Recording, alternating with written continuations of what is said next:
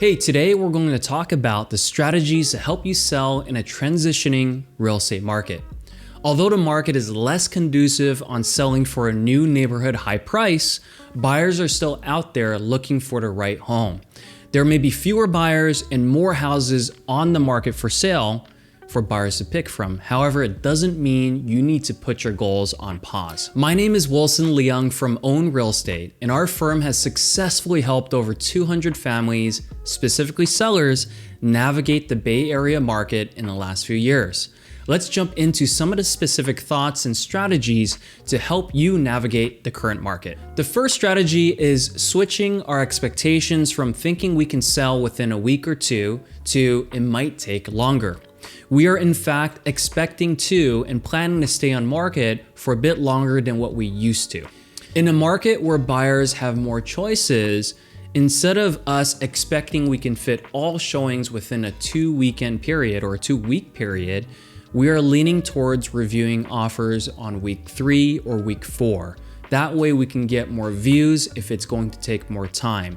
For example, in the past, if we expected 60 to 100 groups to see the house within the first 2 weeks, now we might be expecting 40 plus or minus. And in fact, these 40 people / parties are a little bit more particular when it comes to the choice that they're gonna make, and rightfully so because they have more to pick from. Strategy number 2 is making sure we expose your house for sale before spending a day on market. We're making a more purposeful effort to share our listings as a coming soon on the multiple listing service or the MLS and on Top Agent Network or TAN.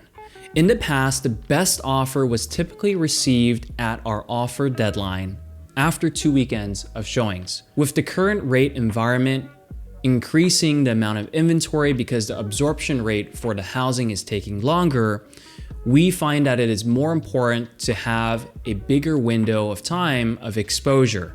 Now, that exposure time doesn't necessarily mean we have to be on market. And that also means we shouldn't necessarily just expect to receive offers at deadline.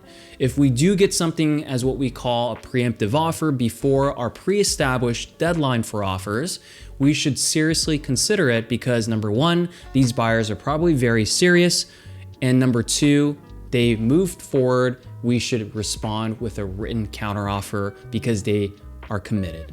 In the past, we would discourage our sellers from considering a preemptive offer because if we really were anticipating multiple offers, we probably would get the best in a multiple offer scenario because yours truly, your agent, would be able to negotiate a better price or potentially better terms.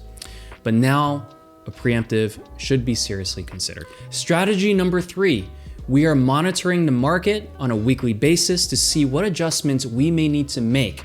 And if we need to make adjustments based on showings, based on the condition, based on the preparations, the staging, we will make it. And also sometimes that might mean adjusting the price, which will advise you, especially if a new listing or several listings pop up that are directly in your neighborhood and competing against you. Now, keep in mind, list price is not necessarily what you'll sell at. It's actually a sticker price to encourage people to come in and take a look at the property. And strategy number 4, we are having ongoing conversations and still encouraging our sellers and buyers to pursue their goals because their goals should supersede with dealing with unfavorable or less conducive selling or buying conditions. Now, depending on your circumstance, everyone's scenario is different. But if you're a buyer, but you're renting right now, I read a really interesting article today where it said, there's 20% of the population of buyers that decided not to buy because they were waiting for prices to decrease. But in fact, all buyers waiting or have not bought, 100% of them are paying the mortgage of a landlord. So the way you think about it matters. If buying is still a very important goal, I think you should definitely pursue it.